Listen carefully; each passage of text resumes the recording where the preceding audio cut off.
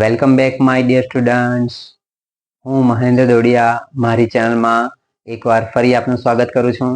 અને આજના આપણા વિડીયોમાં આપણે જોવાના છે સ્વાધ્યાય 11.2 નો દાખલા નંબર 6 અને 7. બરાબર. તો દાખલો આપ્યો છે આપણને કે વક્ર સપાટીનું ક્ષેત્રફળ આપેલું છે 154 સેમી સ્ક્વેર અને આપણે એની ત્રિજ્યા શોધવાની છે. વિદ્યાર્થી મિત્રો, આગળના આપણે જે દાખલા જોયા તે સાદા દાખલા હતા કે જેમાં ત્રિજ્યાનું માપ આપેલું હતું તેના પરથી આપણે વક્ર સપાટીના ક્ષેત્રફળ શોધવાનું હતું. ત્યાર પછી વ્યાસ આપેલો હોય તો વ્યાસ પરથી આપણે ત્રિજ્યા શોધી અને ત્રિજ્યા પરથી આપણે ફરી પાછું વક્ર સપાટીનું ક્ષેત્રફળ શોધેલું છે. બરાબર. તો હવે પછીનો જે આ દાખલા આપેલો છે તેમાં વક્ર સપાટીનું ક્ષેત્રફળ શોધવાનું નથી કીધું, આપણને આપ્યું છે. કેટલું આપેલું છે? તો 154 સેમી સ્ક્વેર. બરાબર. તો તેના પરથી આપણને ત્રિજ્યા શોધવાની છે, એટલે કે આર આપણે શોધવાનો છે. બરાબર. તો ત્રિજ્યા આપેલી હોય તો તેના પરથી વિદ્યાર્થી મિત્રો કોઈ વખત આપણને એમ પણ કીધું હોય કે ત્રિજ્યા શોધો, તેની જગ્યા પર ડાયરેક્ટ આપણને એમ કીધું હોય કે વ્યાસ શોધો. બરાબર છે.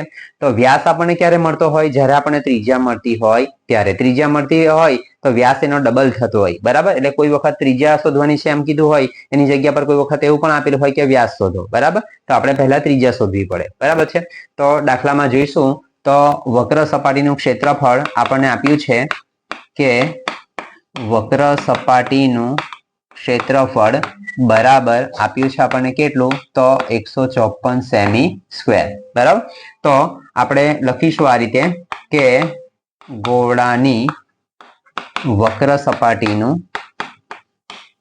ક્ષેત્રફળ બરાબર એનું સૂત્ર છે 4 r સ્ક્વેર. 4 r square. બરાબર. તો 4 ગુણ્યા પાઈની કિંમત લખવાની છે આપણે 22/7 અને r સ્ક્વેર એટલે r નો વર્ગ, જે ત્રિજ્યા છે તે આપણે શોધવાની છે. તો વિદ્યાર્થી મિત્રો, આપણને આપ્યું છે ક્ષેત્રફળ આપ્યું છે આપણને 154 સેમી સ્ક્વેર, એટલે કે 154 ના છેદમાં કઈ નથી તો આપણે 1 લખીશું. અને જોઈશું તો વિદ્યાર્થી મિત્રો આગળ જે ઘનફળના જે દાખલા આવશે તેમાં એવું આવશે કે ત્રિજ્યા શોધવાની હશે, ત્રાસી ઊંચાઈ શોધવાની છે. આપણે પણ આગળ જોયા છે ત્રાસી ઊંચાઈ શોધવાની, ઊંચાઈ શોધવાની. બરાબર. પછી છે તો ત્રિજ્યા શોધવાની. બરાબર. તો આમાં પણ તે રીતે છે કે જો આપણે આર શોધવાનો હોય અથવા એચ આપેલો હોય, આગળના દાખલા જોઈશું તેમાં પણ, તો યાદ રાખજો કે જે શોધવાનું હોય તેની સાથે આપણે ગુણાકાર કરતા, અહીંયા આપણે ચોકડી ગુણાકાર કરીશું. તો ચોકડી ગુણાકાર કરવાનો હોય ત્યારે જ્યારે આર નો વર્ગ શોધવાનો હોય કે એચ હોય કે એલ હોય, જે હોય તે, તો તે જે શોધવાનું હોય તેની સાથે જેનો ગુણાકાર થતો હોય તે હંમેશા લખાશે આપણા છેદમાં, નીચે લખાશે. બરાબર. તો શું થશે અહીંયા કે 4 ગુણ્યા 22 એ લખાય નીચે અને ક્રોસ કરતા 1 નો પણ ગુણાકાર થાય, પણ 1 લખીશું, નહીં લખે તો પણ ચાલશે. તો r નો વર્ગ બરાબર 22 અને 4 અને 1 એ 3 નો ગુણાકાર થાય તો આપણે 4 અને 22 લખી દીધા આપણે નીચે. ત્યાર પછી જોઈશું તો 154 અને 7 એ લખાશે આપણા ક્યાં આગળ? તો ઉપર લખાશે આ રીતે. બરાબર. તો વિદ્યાર્થી મિત્રો આગળ પણ કીધું હતું મેં કે નીચે 22 આપ્યા હોય તો આપણને ખબર છે કે 22 એક જ ઘડિયામાં આવતા હોય. કયા ઘડિયામાં આવે? બોલો જોઈ. 11 દુ 22. બરાબર છે. તો 11 ગુણ્યા 2, બોલો, તો 11 દુ 22 થવાના. બરાબર છે. તો વિદ્યાર્થી મિત્રો ઉપર આપણને એવી રકમ આપી હોય કે જેનો 11 ભાગ જતો જ હોય. ધ્યાન રાખજો વિદ્યાર્થી મિત્રો કે જ્યારે દાખલામાં 22 નીચે આપ્યા હોય ત્યારે ઉપર મોટા ભાગે એવી રકમ આપી હોય કે જેનો 11 ના ઘડિયામાં જ 22 આવતા હોય, એટલે 11 દુ 22 થતા હોય, એટલે ઉપર એવી રકમ આપી હોય કે જેનો 11 ભાગ જતો હોય. જેમ કે આપણે જો તો ભાગાકાર કરીને જોઈ લઈએ કે 11 એકુ 11 કરીશું તો 5 માંથી 1 જાય તો 4, 0 અને ફરી પાછા 4, તો 11 ચોક થવાના આપણા 44 અને 0 કેટલા આવી ગયા? આપણા 14. બરાબર છે. તો એનો અર્થ એવો થશે વિદ્યાર્થી મિત્રો કે આપણે 14 ગુણ્યા 11 કરીશું તો આપણા થશે કેટલા? 154. બરાબર. તો અહીંયા આપણે 11 કટ થશે. બરાબર. હજી જોઈશું તો 14 ના ભાગ પડશે 2 7 14, નીચે 2 આપ્યા છે તો આપણે 2 2 આ કટ થશે. બરાબર. હવે જોઈશું વિદ્યાર્થી મિત્રો તો r સ્ક્વેર મતલબ કે r નો વર્ગ. તો અહીંયા એવું થશે વિદ્યાર્થી મિત્રો, જોજો આ રીતે થશે કે r નો વર્ગ એટલે 7 ગુણ્યા 7, તો 7 7 49 ને 49 ને નીચે 4 આપ્યા છે તો કદાચ આપણે ગણતરી કરીએ આ રીતે કે 49 ના છેદમાં 4 એટલે 49 નું વર્ગમૂળ નીકળે 7 અને 4 નું વર્ગમૂળ નીકળે 2.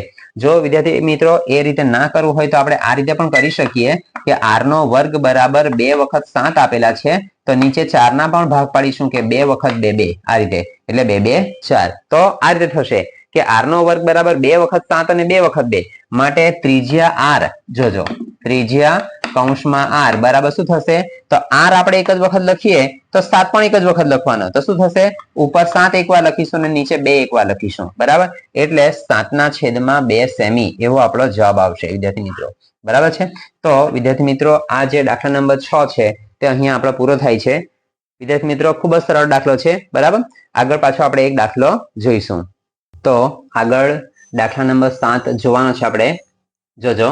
તો આપ્યું છે આપણને કે ચંદ્રનો વ્યાસ પૃથ્વીના વ્યાસના આશરે ચોથા ભાગ જેટલો હોય તો તેમને વક્ર સપાટીના ક્ષેત્રફળનો ગુણોત્તર આપણે શોધવાનો છે. તો વિદ્યાર્થી મિત્રો આપણને કીધું ચંદ્રનો વ્યાસ પૃથ્વીના વ્યાસના આશરે ચોથા ભાગ જેટલું એટલે પહેલા આપણે ધારવું પડશે કોનું પૃથ્વીનો વ્યાસ ધારવો પડશે. તો અહીંયા આપણે લખીશું જોજો વિદ્યાર્થી મિત્રો આ રીતે કે આપણે પહેલા પૃથ્વીનો વ્યાસ ધારીશું.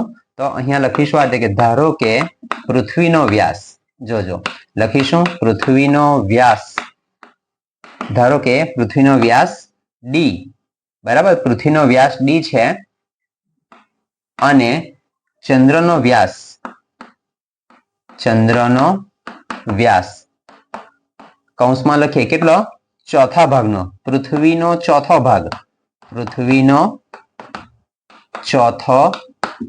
ભાગ એટલે શું થશે તો d ના છેદમાં 4 આ રીતે બરાબર d ના છેદમાં 4. તો હવે આપણે આ વ્યાસ આપ્યો છે જો ફરી પાછું મેં આગળના દાખલામાં કીધું છે તે પ્રમાણે કે વ્યાસ આપેલો હોય તો આપણે શું શોધવાનું હોય પહેલા એની ત્રિજ્યા બરાબર. તો પૃથ્વીનો વ્યાસ આપેલો છે d અને ચંદ્રનો વ્યાસ કેટલો છે વિદ્યાર્થી મિત્રો તો પૃથ્વીના વ્યાસના ચોથા ભાગ જેટલો. ચોથો ભાગ એટલે કેટલો કહેવાય 100 નો ચોથો ભાગ 100 રૂપિયા હોય તેનો ચોથો ભાગ એટલે કેટલા થશે તો તેને 100 એટલે કે 100 ગુણ્યા એને 100 ગુણ્યા 1/4 અથવા 100 ભાગ્યા 4 કરો તો પણ આવી જાય કે શું થશે તો અહીંયા 25 ચોક 100 બરાબર એટલે શું થશે 4 4 કઠા એટલે કેટલા થાય તો 25 થાય બરાબર. ટૂંકમાં 100 રૂપિયાનો ચોથો ભાગ એટલે કેટલા રૂપિયા થવાના તો 25 રૂપિયા થવાના. તે રીતે ચોથો ભાગ એટલે કેટલો થશે તો એને છેદમાં 4 વડે એને ભાગી કાઢવાનું એટલે આપણને એનો ચોથો ભાગ ખબર પડે બરાબર. તો ચંદ્રનો વ્યાસ કેટલો છે તો એનો ચોથો ભાગ એટલે d ના છેદમાં 4. હવે આપણે જોઈએ તો બંને પૃથ્વીની ત્રિજ્યા અને ચંદ્રની ત્રિજ્યા બંનેની ત્રિજ્યા શોધીએ આપણે બરાબર. તો અહીં લખીશું આપણે પહેલા કે પૃથ્વીની ત્રિજ્યા બરાબર પૃથ્વીની ત્રિજ્યા કૌંસમાં r બરાબર શું થશે તો વ્યાસના છેદમાં 2 બરાબર. તો વ્યાસ આપ્યો છે આપણને કેટલો વ્યાસ આપેલો છે તો d એનો વ્યાસ આપેલો છે તો d ના છેદમાં 2 બરાબર d ના છેદમાં 2 આવવાના. અને ચંદ્રનો વ્યાસ જોજો વિદ્યાર્થી મિત્રો લખીશું આપણે કે ચંદ્રનો વ્યાસ આપેલો છે d ના છેદમાં 4 તો ચંદ્રની ત્રિજ્યા કેટલી થશે તો ચંદ્રની ત્રિજ્યા કૌંસમાં r બરાબર થશે વ્યાસના છેદમાં 2. તો વ્યાસ આપેલો છે આપણને કેટલો d ના છેદમાં 4 છે d ના છેદમાં 4 અને એના ગુણ્યા પાછા છેદમાં કેટલા આપેલા છે આપણને 2 એટલે કે થવાના કેટલા d ના છેદમાં કેટલા થશે 8 બરાબર આ રીતે. તો d ના છેદમાં 8 થઈ ગયો. હવે આપણે એનો ગુણોત્તર શોધવાનો છે તે પહેલા આપણે પૃથ્વીનું વક્ર સપાટીનું ક્ષેત્રફળ શોધીશું અને ચંદ્રનું વક્ર સપાટીનું ક્ષેત્રફળ શોધીશું બરાબર.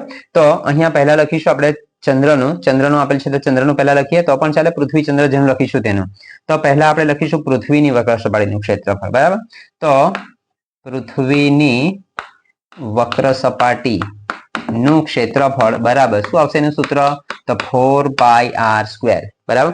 તો વિદ્યાર્થી મિત્રો આ દાખલામાં આપણે ગુણોત્તર શોધવાનો છે તો આપણે 4πr² એટલે સૂત્ર એનું લખેલું છે તો પાઈની કિંમત લખીશું નહીં પાઈની કિંમત જેમ છે તેમ જ રહેવા દઈશું બરાબર. ગુણોત્તર શોધવાનો છે એટલે આ ઉપર નીચે આપણી પાઈ કટ થશે એટલા માટે બરાબર. તો અહીંયા લખીશું આપણે કે 4 ગુણ્યા પાઈ ગુણ્યા r એટલે પૃથ્વીની ત્રિજ્યા આપેલી છે આપણને કેટલી પૃથ્વીની ત્રિજ્યા આપેલી છે આપણને d ના છેદમાં 2. તો d ના છેદમાં 2 એટલે કે શું થાય d ગુણ્યા d અને નીચે 2 પણ કેટલી વાર આવશે વિદ્યાર્થી મિત્રો 2 વખત એટલે અહીંયા આવશે 2 ગુણ્યા 2 બરાબર આવું થશે. તો વિદ્યાર્થી મિત્રો આ જે છે તેને આપણે રવા દઈશું કે 4 ગુણ્યા પાઈ ગુણ્યા d અને છેદમાં આવશે 2 ગુણ્યા 2 બરાબર. ફરી પાછું હવે જોઈશું તો આપણે ચંદ્રનું શોધીશું. તો અહીંયા લખીશું આપણે કે ચંદ્રની વક્ર સપાટીનું ક્ષેત્રફળ. તો ચંદ્રની વક્ર સપાટીના ક્ષેત્રફળનું સૂત્ર ફરી પાછું તે જ આવવાનું. આપણું શું આવશે? તો 4πr². તો ઉપરની જેમ ફરી પાછું શું લખીશું અહીંયા કે 4 ગુણ્યા પાઈ આપણે લખવાના નથી, અને r એટલે ચંદ્રની ત્રિજ્યા આપી છે આપણને કેટલી? d ના છેદમાં 8. બરાબર. તો અહીંયા પણ ઉપરની જેમ જ લખીશું કે dd 2 વાર લખીશું, અને નીચે 8 પણ લખીશું. કેટલી વાર? 2 વાર. બરાબર. તો આ રીતે આપણને પૃથ્વીની વક્ર સપાટીનું ક્ષેત્રફળ મળેલું છે અને ચંદ્રની વક્ર સપાટીનું ક્ષેત્રફળ મળેલું છે. બરાબર.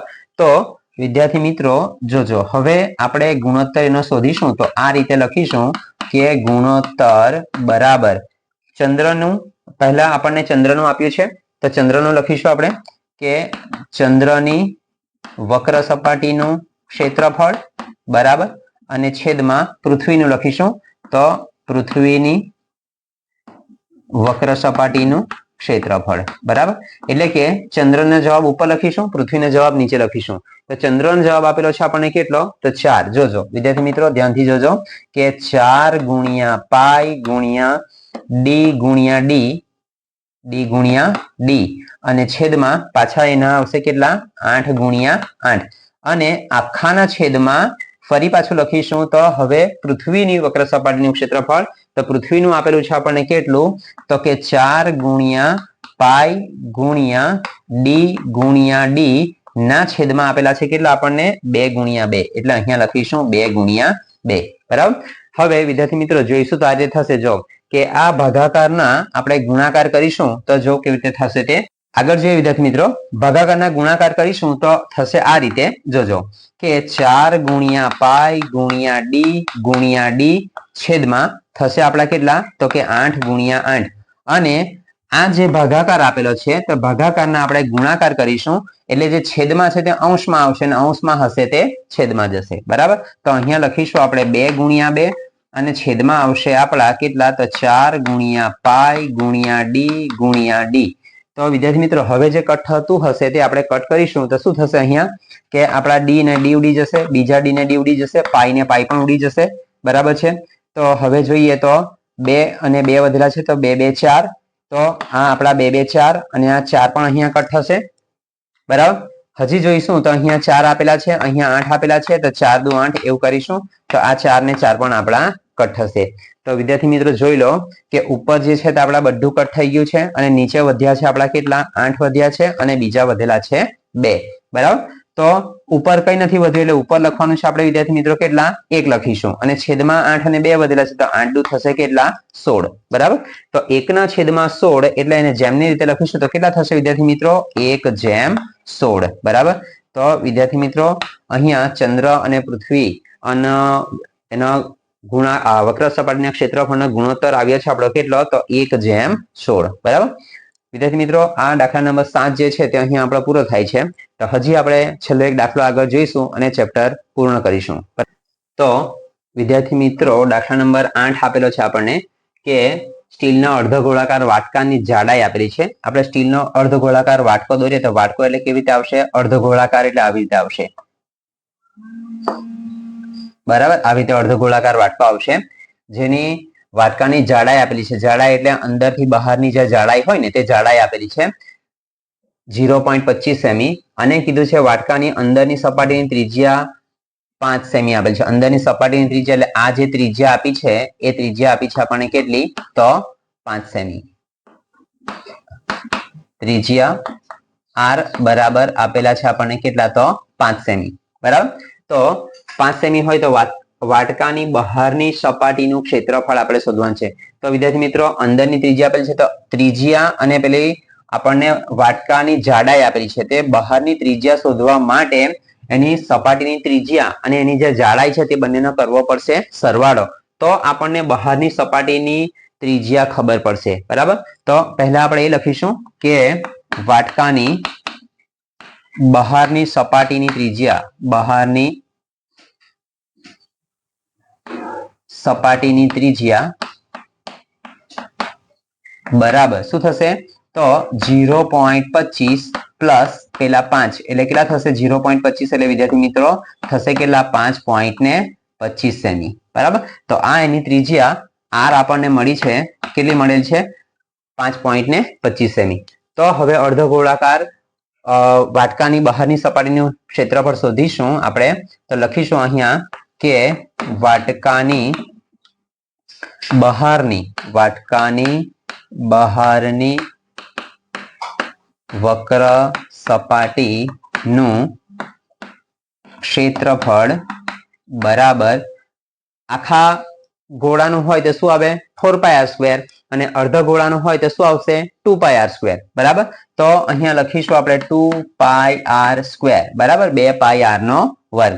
તો અહીંયા લખીશું તો 2 ગુણ્યા પાઈ ની કિંમત લખીશું તો 22/7 અને જોજો વિદ્યાર્થી મિત્રો કે 5.25 ત્રિજ્યા આપી છે, તો આપણે એને 5.25 કેટલી વાર લખવું પડશે આપણે 2 વખત।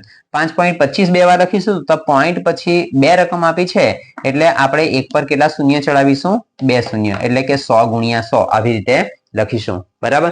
તો વિદ્યાર્થી મિત્રો જોઈશું તો 7 ભાગાકાર થશે નહીં તો બાકી બધાનો ગુણાકાર કરીશું તો આવી રીતે થશે કે 25 ચોક 100 અને 25 દુ 50 એટલે કે જો વિદ્યાર્થી મિત્રો થશે આ રીતે કે થોડું ઈઝી કરીશું તો આવી રીતે કે 25 ચોક 100 એટલે કે 4 ગુણ્યા 25 કરીશું તો 25 ચોક થશે 100 અને ઉપર 525 ને ભાગાકાર કરીશું તો 25 દુ 50 અને 25 દુ 50 એટલે કે 21 ગુણ્યા 25 કરીશું આપણે તો થશે આપણા 25 દુ